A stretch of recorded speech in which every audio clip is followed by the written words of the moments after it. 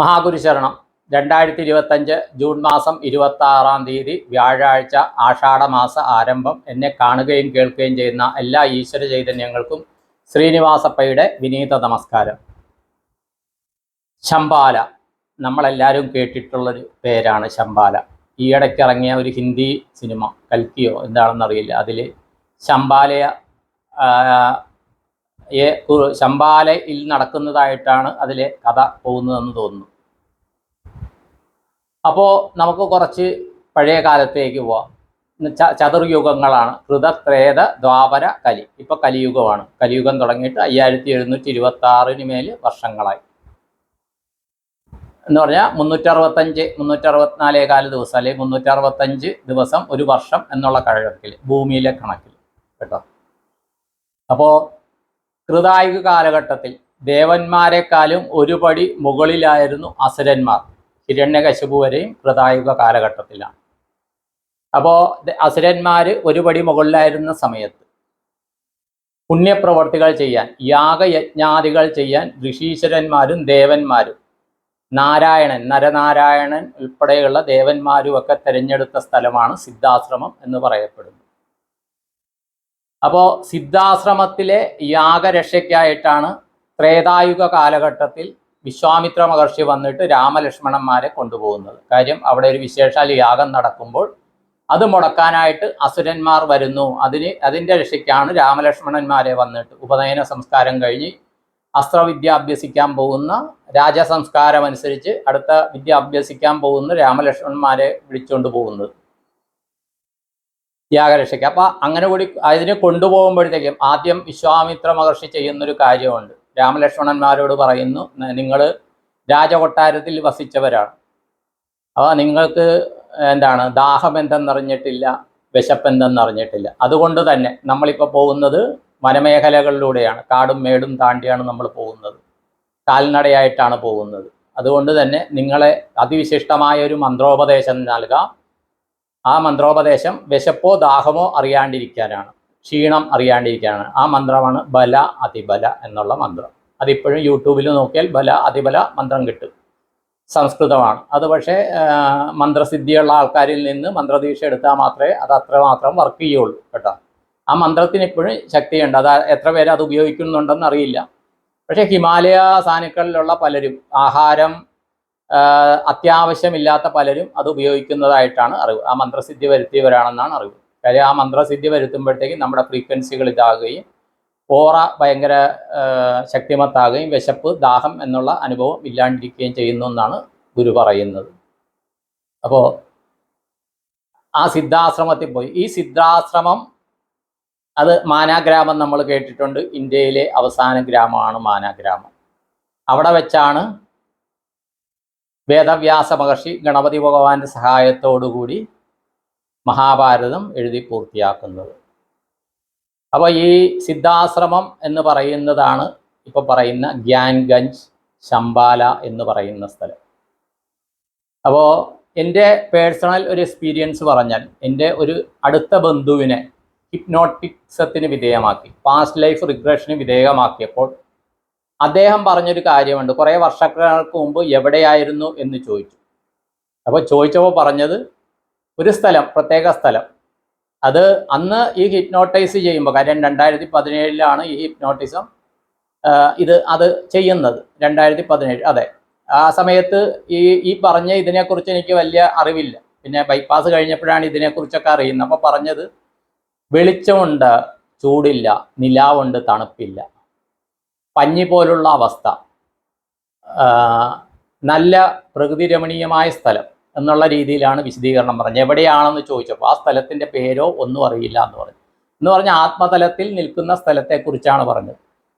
പിന്നെ പോകെ ഞാനിപ്പോൾ ഈ 2025 ജൂൺ മാസം 26-ാം തീയതി പറയുമ്പോൾ എൻ്റെ കൈവിരലുകൾ വെച്ച് എണ്ണുന്നതിനും അപ്പുറമായിട്ടുള്ള കുറേയധികം കുട്ടികൾ. ആ കുട്ടികളെന്ന് പറഞ്ഞാൽ എത്രയാണ്, ഒരു 15 വയസ്സിന് താഴെ കുട്ടികളായിരിക്കും ഭൂരിഭാഗവും ഞാൻ പരിചയപ്പെട്ടത്. ഇവരുടെ ജന്മം ഈ ശംബാല എന്ന സ്ഥലവുമായിട്ട് ബന്ധപ്പെട്ടാണ്. ഞാൻ ഇവരുടെ രക്ഷകർത്താക്കളോട് പോലും പറഞ്ഞിട്ടില്ല. അതിലെ ഒരു രക്ഷകർത്താവ് എൻ്റെ അടുത്ത് പറഞ്ഞു. ആ കുട്ടികളെ വീഡിയോ കോൾ വെച്ച് ഞാൻ സംസാരിച്ചു. അവർ പറയുന്നത് ഞങ്ങൾ കഴിഞ്ഞ ജന്മത്തിൽ ഞങ്ങൾ ഹിമാലയത്തിലായിരുന്നു, അവിടെ എന്ത് തണുപ്പായിരുന്നു. ഇപ്പോൾ ഞങ്ങളെ ഇത്രയും ചൂടുള്ള ഈ കേരളത്തിലെ ചൂടുള്ള സ്ഥലം എന്ന് വിചാരിച്ചു, ഇവിടെ എന്തിന് ഞങ്ങളെ ഇവിടെ ജനിപ്പിച്ചിരിക്കുന്നു എന്നാണ് 6 7 വയസ്സുള്ള കുട്ടികൾ പറയുന്നത്. വേറൊരു കുട്ടിയാണെങ്കിൽ ഭയങ്കര കൃഷ്ണഭക്ത. അത് ആ കുട്ടിയെക്കുറിച്ച് ഞാൻ പറഞ്ഞിട്ടുണ്ട്. അപ്പം ഇവരുടെ സോളൊക്കെ ശംബാലയുമായിട്ട് കണക്റ്റഡാണ്. അത് എന്താണ് ഇതിന് തെളിവെന്ന് ചോദിച്ചാൽ ചില സൂചനകളാണ്, അല്ലാണ്ട് തെളിവുകളൊന്നും. ഇപ്പോൾ ശംബാലയുണ്ടെന്ന് പറയുന്നത് സൂചനയാണ്. പക്ഷേ ശംബാലയിൽ എന്താണ് ഫിസിക്കൽ ബോഡി വെച്ച് പോയ ആൾക്കാരുണ്ട്. അതിൽ ഒരാളെക്കുറിച്ചുള്ള വിവരം ശ്രീ M.K. രാമേന്ദ്രൻ സാറിൻ്റെ ബുക്കിൽ പറയുന്നുണ്ട്. പ്രദീപ് ചക്രവർത്തി അങ്ങനെയാണ് കേട്ടോ, അതോ പ്രമോദ് ചക്രവർത്തി എന്ന് പറഞ്ഞ ഒരാൾ 1915 പോയി, അദ്ദേഹത്തിൻ്റെ അനുഭവങ്ങൾ ആ ബുക്കിൽ സാറ് വിശദീകരിച്ചിട്ടുണ്ട്. അതുകൂടാണ്ട് നമ്മുടെ അവധൂത നാഥാനന്ദ സ്വാമികൾ അവിടെ പോയിട്ടുള്ള ആളാണ്.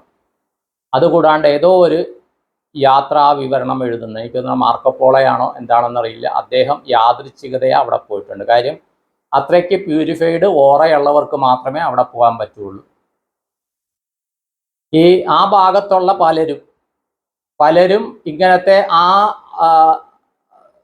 ശംബാല എന്ന സ്ഥലത്തെ ആൾക്കാരെ കാണുന്നുണ്ടാകാം. ഇപ്പോൾ മാനാഗ്രാമം അങ്ങനെയുള്ളിടത്തെ ആൾക്കാരൊക്കെ അവരെ കാണുന്നുണ്ടാകും. പക്ഷേ അത് ശംബാലയിലുള്ളവരാണെന്ന് തിരിച്ചറിയാൻ ഇവർക്ക് കഴിയുന്നില്ലായിരിക്കാം. അത് ഓരോരുത്തരുടെയും കാർമിക് കേട്ടോ. അവിടെ പോകുന്ന പലരും അത് കാണുന്നുണ്ടാകാം. കാര്യം ശംബാലയിലുള്ള ആൾക്കാർ പുറത്തേക്ക് വരുമ്പോൾ ഹിമാലയത്തിൽ നിന്ന് അവർ മുത്തുപോലെയുള്ള ഒരു സാധനം ഇങ്ങനെ വടി വെച്ചിട്ട് ശേഖരിക്കുന്നതായിട്ട് നമ്മുടെ ശ്രീ M.K. രാമേന്ദ്രൻ സാറിൻ്റെ ഗ്രന്ഥത്തിൽ പറയുന്നുണ്ട്. ഇതേ സാധനം തന്നെ മണികണ്ഠ കൈലാസിലോ മറ്റോ പോകുമ്പോൾ ശ്രീ M.K. രാമേന്ദ്രൻ സാറിൻ്റെ അടുത്ത് ഒരു സ്വാമിജി പറഞ്ഞ് M.K. രാമേന്ദ്രൻ സാറിന് കിട്ടിയതായിട്ട് അദ്ദേഹത്തിൻ്റെ ബുക്കിൽ പരാമർശിക്കുന്നുണ്ട്. ഒരു മുത്ത് പോലത്തെ സാധനം അവർ ഉപയോഗിക്കുന്നുണ്ട്. അപ്പോൾ അവിടുത്തെ 2-3 ദിവസത്തെ ജീവിതം ആ വ്യക്തി വിശദീകരിച്ചിട്ടുണ്ട്. അപ്പോൾ അവിടെ പകല് രാത്രികൾ അറിയില്ല, മനസ്സിലായ ആ സ്ഥലം. അപ്പോൾ ആ സ്ഥലവുമായിട്ട് ഇപ്പോൾ ഈ വീഡിയോ കാണുന്ന നമ്മൾ പലരും ബാബാജിയായിട്ട് കണക്ഷൻ ഉള്ളവരാണ്, പ്രത്യക്ഷമായിട്ടോ പരോക്ഷമായിട്ടോ. മഹാവതാർ ബാബാജി എന്ന് കേട്ടിട്ടുണ്ട്.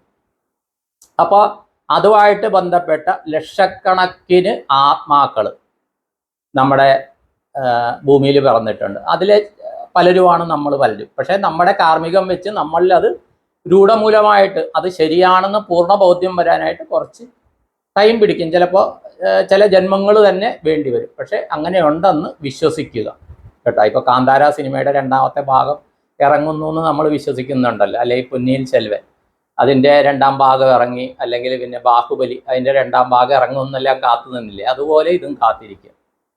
പിക്ചർ അബീബി ബാക്കി ഹേ ദോസ്ത് എന്ന് പറഞ്ഞ പോലെ. അപ്പോൾ കുറേ അധികം രഹസ്യങ്ങളുണ്ട്. പക്ഷേ നമ്മുടെ പഞ്ചേന്ദ്രിയങ്ങൾ വെച്ച് അളക്കാനും കാണാനും കേൾക്കാനും പറ്റുന്ന കാര്യം മാത്രമാണ് സത്യമെന്ന് വിചാരിക്കുന്നു. ഏതായാലും ശ്രീബായി അതിനെക്കുറിച്ചുള്ള വളരെയധികം വിവരണങ്ങൾ നൽകുന്നുണ്ട്.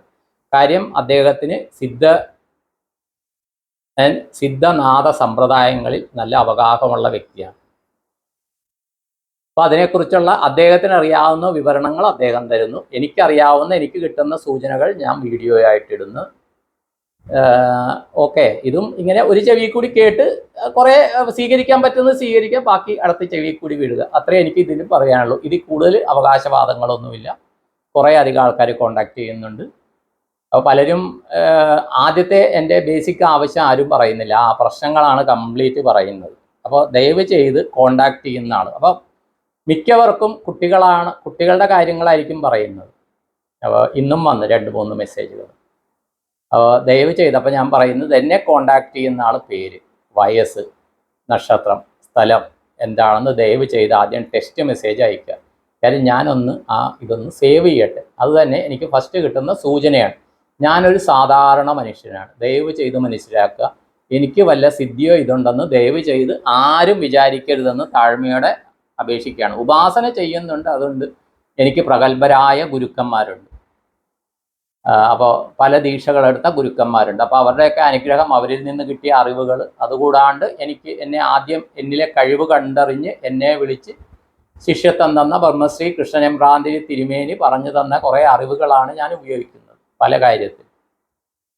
അതിന് പിൻബലം മൈൻഡോറ മുതൽ ഇങ്ങേയറ്റം പല കോഴ്സുകളിൽ പല ഗുരുക്കന്മാർ തന്ന അറിവുകൾ, ആധുനികമായ അറിവുകൾ, അതാണ് എനിക്കുള്ള പിൻബലം. പക്ഷെ ഞാനൊരു സാധാരണ മനുഷ്യനാണ്, ദയവ് ചെയ്ത് മനസ്സിലാക്കുക.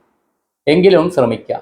നിയോഗമുണ്ടെങ്കിൽ എന്ത് കാര്യത്തിനും പ്രതിവിധിയുണ്ട്. Every problem there is a solution എന്നാണ്. എന്ത് കാര്യത്തിനും ഒരു പ്രതിവിധിയുണ്ട് ശ്രീനിവാസ. അത് കണ്ടുപിടിക്കുകയാണ് ദൈവജ്ഞൻ്റെ ജോലി എന്ന് പറയുന്നതാണ് എൻ്റെ മഹാഗുരു ബ്രഹ്മശ്രീ കൃഷ്ണൻ പാന്തിരി തിരുമേനി. ആ വഴിയിലൂടെ ഞാൻ നടക്കുന്നു. അപ്പോൾ ചിലർ ചോദിക്കുമ്പോൾ പെട്ടെന്ന് മറുപടി പറയാൻ സാധിച്ചു എന്ന് വരികില്ല. പക്ഷേ ചോദ്യകർത്താവിന് ആത്മവിശ്വാസമുള്ളിടത്തോളം കാലം അതിനുള്ള മറുപടി ദേവതകളിൽ നിന്ന് എനിക്ക് കിട്ടിയേക്കും, എനിക്ക് നിയോഗമുണ്ടെങ്കിൽ മാത്രം കേട്ടോ. അതുകൂടി പറയുന്നു. ഇത്രയും പറഞ്ഞുകൊണ്ട് എന്നെ കാണുന്ന കേൾക്കുന്ന എല്ലാവർക്കും എല്ലാവിധ നന്മകളും വരട്ടെ. സകുടുംബം ആയുരാരോഗ്യ സൗഖ്യം, സൽസന്താന സൗഭാഗ്യം, ധനധാന്യ സമൃദ്ധി, സർവകാര്യസിദ്ധി, സർവൈശ്വര്യം, സർവമനോകാമനാഭീഷ്ടവും എല്ലാം നടക്കട്ടെ എന്ന് പ്രാർത്ഥിച്ച് സങ്കല്പം ചെയ്തുകൊണ്ട് നിർത്തുന്നു. അതുപോലെ തന്നെ വിദേശത്തുള്ള ചിലർ പറഞ്ഞു അവർക്ക് അവിടെ ടെലഗ്രാം ഇല്ല എന്ന് പറഞ്ഞു. ടെലഗ്രാം ഗ്രൂപ്പുണ്ട്, ടെലഗ്രാം ഇല്ല എന്ന് പറഞ്ഞു. അങ്ങനെയുള്ളവർ വാട്സാപ്പിൽ എനിക്ക് പ്രത്യേകം മെസ്സേജ് അയയ്ക്കുക. ടെലഗ്രാം സൗകര്യമില്ലാത്ത സ്ഥലമാണ് ഞങ്ങളെന്നുള്ളത് പ്രത്യേകം അയയ്ക്കുക. അപ്പോൾ ടെലഗ്രാമിൽ ഇടുന്ന ആ കണ്ടൻസ്, പ്രത്യേകിച്ച് ശ്രീബായി ഇടുന്ന ചില കാര്യങ്ങളൊക്കെ ഞാൻ അവർക്ക് വ്യക്തിപരമായിട്ട് അയക്കാനുള്ള ശ്രമം നടത്താം കേട്ടോ. അപ്പോൾ വാട്സാപ്പ് ഗ്രൂപ്പ് പ്രായോഗികമല്ല, ടെലഗ്രാം ഗ്രൂപ്പാണ് എല്ലാവരുടെയും ഭൂരിപക്ഷം അല്ല, കുറേ പ്ലസ് പോയിൻ്റ് ഉള്ളത് കൊണ്ടാണ്. ദയവ് ചെയ്ത് മനസ്സിലാക്കുക. ഇത്രയും പറഞ്ഞുകൊണ്ട് നിർത്തുന്നു. എല്ലാവർക്കും നന്ദി, നമസ്കാരം. All the best all. Thank you all. നിങ്ങളുടെ സ്വന്തം ശ്രീനിവാസപ്പൈ.